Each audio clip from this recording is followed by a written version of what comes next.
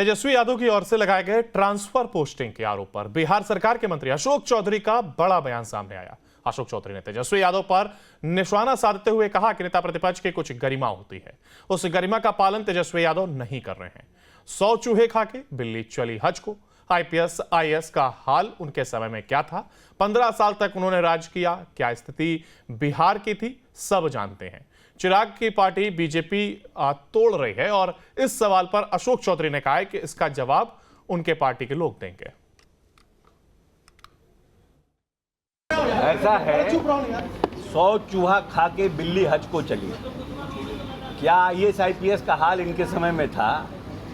ये अब जो लोग जिनके कार्यकाल में जिनको बिहार की जनता ने 15 साल तक राज करने का मौका दिया और जिन्होंने 15 साल तक राज किया, वो लोग आज आईएएस आईपीएस के ऊपर टीका टिप्पणी कर रहे हैं। क्या परिस्थिति का बिहार था और आज नीतीश कुमार के कार्य प्रणाली पर टीका टिप्पणी कर रहे हैं। उनको अपने माता पिता के कार्य प्रणाली पर उनको याद नहीं है और कभी उन्होंने अफसोस जाहिर नहीं किया कि बहुत जो 15 साल का उनका कार्यकाल था बहुत दुर्भाग्यपूर्ण था।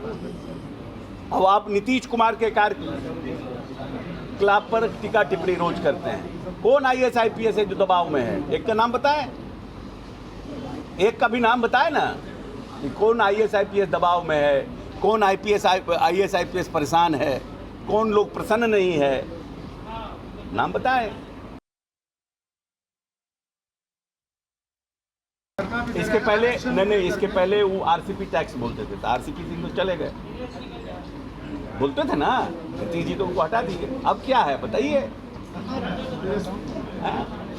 बताइएगा ना। कोई ऐसे राह चलते नेता प्रतिपक्ष हैं और नेता प्रतिपक्ष की कुछ गरिमा होती है, उस गरिमा का पालन करें।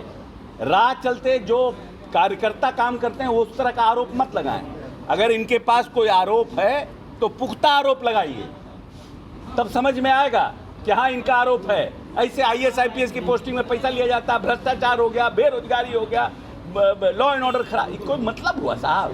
क्या है बताइए ना भाई। देश का क्राइम निकालिए, बिहार में कितना हो रहा है? क्या हमारे यहाँ जनसंख्या ज़्यादा है? पर स्क्वायर किलोमीटर हम पूरी दुनिया में सबसे ज़्यादा घनत्व के प्रदेश हैं, सबसे ज़्यादा डेंस पॉपुलेटेड प्रदेश हैं। तो हमारे यहाँ बेरोजगारी जनसंख्या ज़्यादा है तो निश्चित रूप से बेरोजगारी ज़्यादा होगी। क्या सरकार उन बेरोजगारी पर काम कर रही है? नहीं कर रही है, इसको न देखना है। क्या सरकार अपने 5 साल के कार्यकाल में नीतीश कुमार ने जो कमिटमेंट किया रोजगार के लिए, वो काम नीतीश कुमार कर रहे हैं, नहीं कर रहे हैं? उस पर ना बोलिएगा, उस पर तो आप बोलते नहीं हैं। धरना पे बैठे ना भाई, तो कौन जातीय गणना पर कौन इनिशिएट किया? नीतीश जी के साथ से क्या समर्थन से इनकी सरकार चल रही थी जब जातीय गणना का माननीय नेता ने निर्णय किया? जातीय गणना का जब माननीय नेता नीतीश कुमार ने निर्णय किया, क्या इनके समर्थन से सरकार थी जो इनके चलते हमने जातीय गणना करा दिया? ये तो नीतीश कुमार जी का पॉलिटिकल डिप्लोमेसी था, जो जल डैश जीवन डैश हरियाली से लेकर जो इनकी पॉलिटिकल डिप्लोमेसी शुरू हुई और उन्होंने सर्वदलीय बैठक करके ये सब निर्णय कराना शुरू किया। सबसे पहले विधानसभा में निर्णय हुआ इसका, जल जीवन हरियाली का। उसके बाद ये निर्णय जातीय जनगणना का सर्वदलीय बैठक में निर्णय हुआ। आप पार्ट नहीं थे, आप गवर्नमेंट के निर्णय के साथ थे। साथ होना और पार्ट होना दोनों में फर्क है।